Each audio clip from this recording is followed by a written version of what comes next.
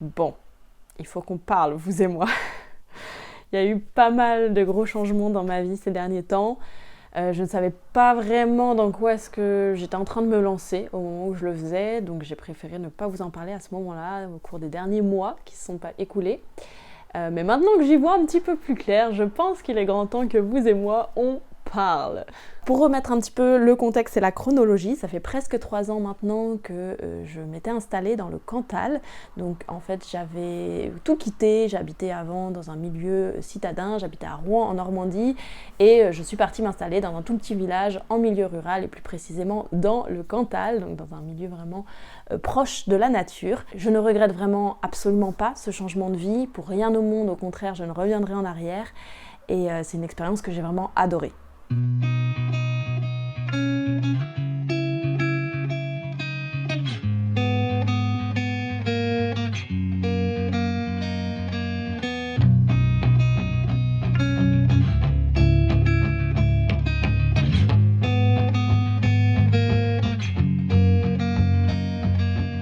Voilà, j'ai vraiment été dans un cadre de vie qui me correspondait beaucoup mieux, j'étais dans un contexte beaucoup plus proche de la nature, et puis dans un contexte un peu plus calme où on prend plus le temps, je trouve, de faire les choses, où il y a un rythme un petit peu plus tranquille. Ça me convenait vraiment très très bien. Mais voilà, j'ai quand même décidé de quitter le Cantal. Et plus particulièrement la colocation dans laquelle je vivais depuis que je m'étais installée dans le Cantal. En fait, ce qui s'est passé, pour vraiment vous expliquer, c'est que toutes les personnes qui habitaient dans ma colocation ont décidé, prenaient des chemins, des chemins divers et variés, et ont donc décidé de partir, ce qui est tout à fait logique dans une colocation. Parce que chacun mène sa vie et puis ça va, ça vient. Sauf que comme tout le monde avait décidé de partir à des périodes plus ou moins simultanées, il se trouve que moi, ça revenait un peu sur moi la décision de dire est-ce que je continue la colocation ou est-ce que finalement la colocation va s'arrêter et puis le lieu se fera louer à d'autres personnes. Donc voilà, si je voulais que ça continue, c'était à moi de retrouver des nouveaux colocataires et puis de faire que ça continue. Évidemment, c'était tout à fait possible et envisageable. J'ai pris du temps pour y réfléchir, mais ça a été un petit électrochoc, un petit déclic, on va dire, puisque ça a soulevé plein d'autres questions. Jusque-là, j'avais un peu pris ça pour acquis de vivre ici, mais ça a soulevé toutes les questions de l'habitat. Donc, comme je vous disais, le cadre général dans lequel je vivais dans le Cantal, ça me convenait très bien, mais en termes peut-être plus précis, dans quel vraiment cadre, quel lieu précisément je vis, ça, jusque-là, je l'avais un peu pris pour acquis, puisque c'était le lieu que j'avais trouvé et ça se passait merveilleusement bien. Mais je me suis rendu compte que, avant même d'emménager ici, je savais déjà que c'était pas de manière permanente et surtout je savais, mais c'était resté un peu en arrière de ma tête tout ça, que je n'aspirais pas à vivre toute ma vie en colocation. C'était pas un but en soi pour moi. Donc forcément ça a réveillé toutes les autres questions de c'est quoi la suite en fait, qu'est-ce que je veux, à quoi j'aspire pour mon futur, où est-ce que je veux vivre et comment est-ce que je veux vivre. Ça a réveillé toutes ces questions et donc après un certain temps de réflexion, j'ai aussi décidé moi-même de quitter la colocation. Donc ça s'est passé cet été. Et depuis cet été, j'ai opté pour une vie plus ou moins nomade, plus ou moins vagabonde.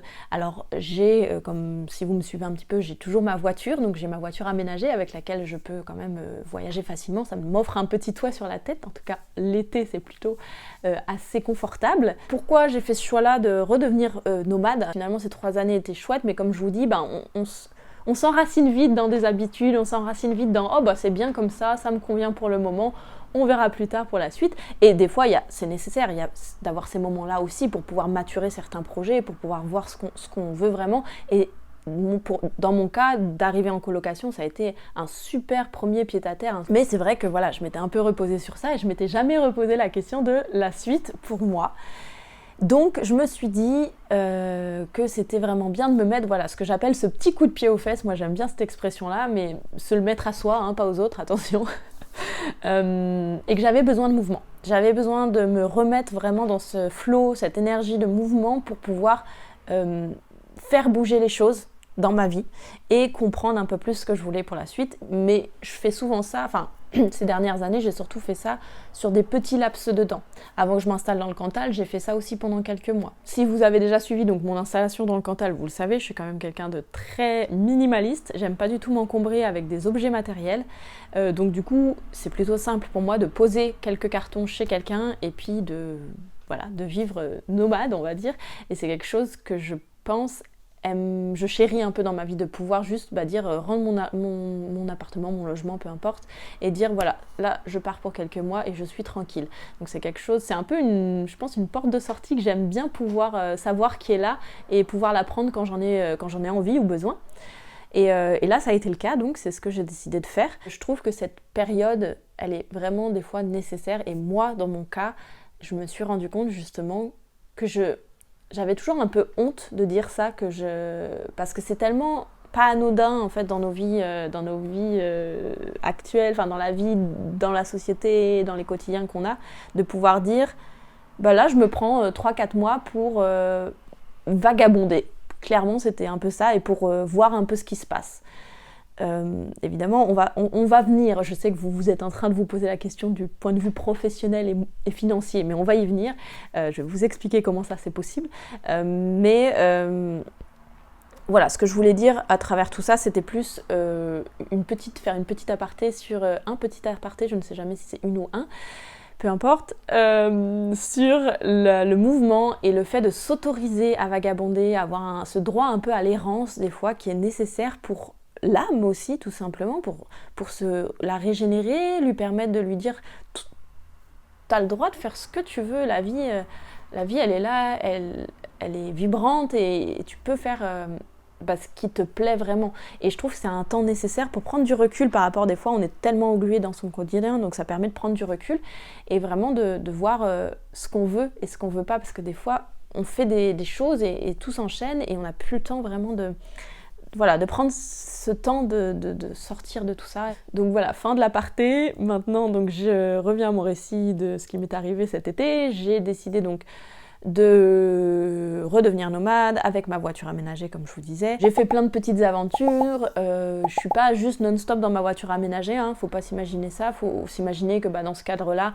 moi je fais souvent ce qu'on appelle du volontariat ou du woofing éventuellement aussi. Enfin, je vais apprendre des choses en même temps que je donne des coups de main aux gens. Donc ça me permet aussi d'avoir de temps en temps un toit sur ma tête, au-dessus de ma tête, pour pouvoir aussi vivre avec un peu plus de confort. Et puis après, je repars avec ma voiture ou à pied aussi. J'ai fait pas mal de petites aventures à pied également. Il y a eu pas mal de petites choses qui se sont passées cet été. Ça m'a permis aussi de acquérir de nouvelles connaissances, compétences, rencontrer des nouvelles personnes, m'ouvrir à d'autres choses en fait. Voilà, c'était un peu l'idée de pouvoir rouvrir le champ des possibles, rouvrir tous les horizons et voir ce qui se présentait à moi et ce que je voulais vraiment pour la suite. D'un point de vue professionnel, puisque je sais que c'est la question que beaucoup de gens se posent, le plan financier. Pour vous expliquer un peu plus, si vous ne savez pas, donc j'avais une activité indépendante depuis ces 3 dernières années que j'ai construit un peu de A à Z, puisque j'étais pas à mon compte jusque-là. Mon activité pro, je suis animatrice d'activités audiovisuelles. Si bien que j'avais encore quelques contrats à honorer cet été, donc j'avais quelques contrats que j'avais acceptés, donc les différentes choses dans lesquelles je m'étais engagée, et puis à partir de là j'ai commencé à refuser les futurs contrats. J'ai longtemps réfléchi parce il y a toujours l'aspect financier, il faut faire le calcul. Comment est-ce que je m'en sors après, est-ce que j'ai assez d'argent de côté pour pouvoir financer les prochains mois. Donc voilà, ça a été un calcul, et ça a été aussi un peu déchirant, parce que du coup de mettre une pause dans une activité comme ça, surtout quand elle débute, quand elle a 3 ans, son activité elle débute tout juste, c'est un peu aussi mettre une croix dessus, Clairement, je pense que je me suis pas leurrée là-dessus, donc ça a été une réflexion aussi assez longue de est-ce que je continue ou est-ce que je continue pas, et j'ai finalement pris la décision de dire non. C'est tout simplement parce que ça aussi je me suis rendu compte que j'aimais bien, mais c'était pas une fin en soi pour moi. Je voulais pas toute ma vie faire ce travail d'animatrice d'activité audiovisuelle, et je me suis rendu compte que ça me prenait trop de temps. En fait, je me suis leurrée un peu en me disant ça c'est mon activité professionnelle en tant qu'indépendante. J'avais un peu cette image où quand on est indépendant, ça va être facile, il n'y aura pas trop de temps de travail et tout. Je me trompais complètement, évidemment, mais c'est bien, j'en ai fait l'expérience et je me rends compte maintenant ce que ça représente de travailler à son compte, d'être son propre chef d'entreprise, d'avoir tout à gérer. Et ça a été une expérience hyper formatrice. mais je me suis rendu compte que voilà, je me leurrais dans le sens où je pensais que je pourrais faire ça et faire plein d'autres choses à côté. Et bah non, évidemment. Donc voilà, j'ai décidé de mettre une pause à ça aussi. En fait, pour comprendre, c'est que c'était un trop grand saut dans l'inconnu pour moi d'aller dans un autre secteur d'activité que le milieu audiovisuel. Donc si vous ne savez pas, je suis issue du milieu audiovisuel professionnellement et j'ai fait des études là-dedans, etc. etc. Donc c'est vraiment mon parcours pro classique, on va dire. Et j'avais depuis longtemps le désir de m'installer dans une activité indépendante dans laquelle j'étais un petit peu moins derrière l'ordinateur et un petit peu plus en contact avec les gens. Après une reprise de formation pro, etc., j'ai décidé donc de m'orienter vers ça, dans la transmission vraiment, dans le contact humain avec les gens. Donc c'est pour ça que j'ai fait de l'animation, d'ateliers, de différentes activités avec du public. Et c'était chouette, mais c'est comme je vous dis, en fait c'était... déjà un grand saut pour moi de passer du salariat au statut d'indépendant à une activité un petit peu différente. Mais ça restait dans le secteur audiovisuel, dans lequel j'avais des compétences et des connaissances vraiment ancrées, on va dire, un peu depuis longtemps. C'est que j'avais besoin d'une forme d'y aller progressivement, tout simplement, en fait, entre les deux.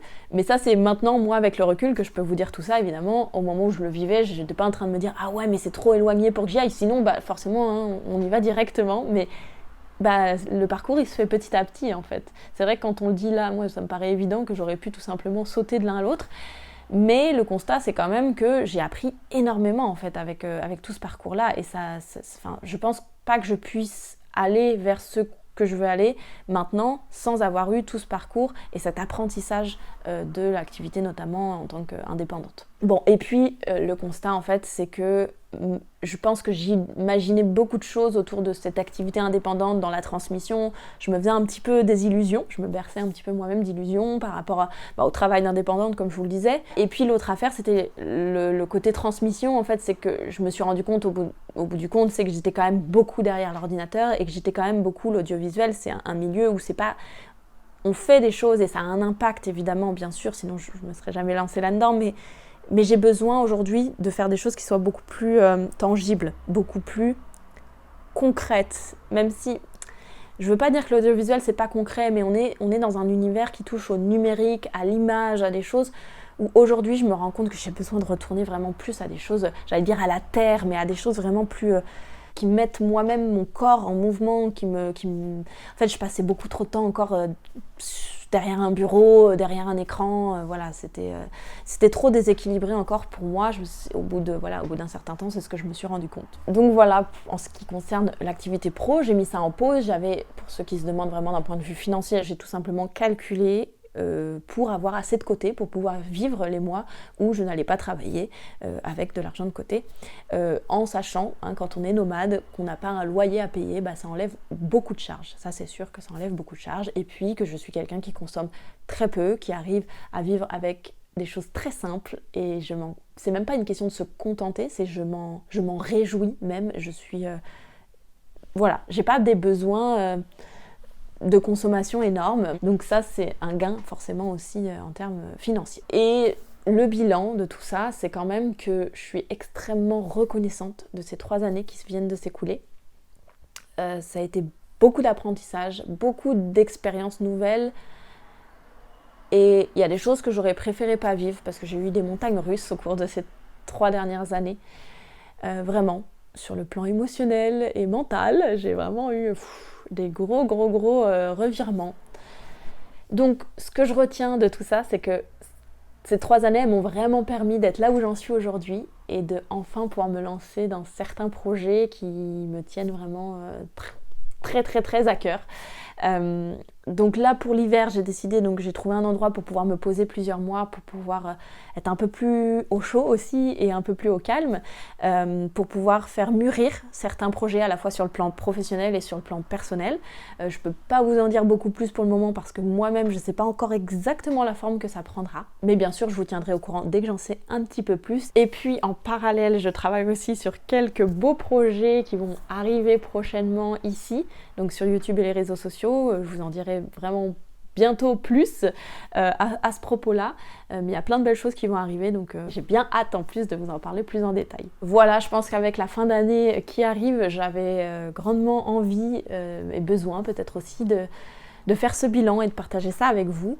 Je trouve que c'est une période sympa quand on a la possibilité de prendre un petit temps, un petit moment pour pouvoir mettre les choses en perspective, prendre un peu de recul par rapport à ce qu'on vit, parce que quand on est vraiment dedans, quand on a la tête dedans, des fois on a vraiment l'impression de stagner, de ne pas réussir à faire avancer les choses comme on aimerait que ça aille.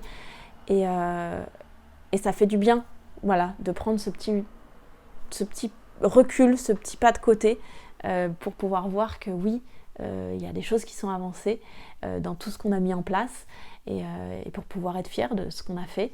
Et chaque pas compte vraiment, même si c'est des tout petits pas, chaque pas compte et ils sont importants pour arriver à d'autres choses. Je vous souhaite de passer une très très belle fin d'année. Je sais que c'est une période qui est dite un peu de célébration, mais parfois c'est une période aussi un petit peu dure et lourde à vivre, donc je vous souhaite surtout beaucoup de calme et de sérénité dans tout ce que vous allez traverser. Prenez bien soin de vous, je vous dis à tout bientôt pour une prochaine vidéo et bonne fin d'année.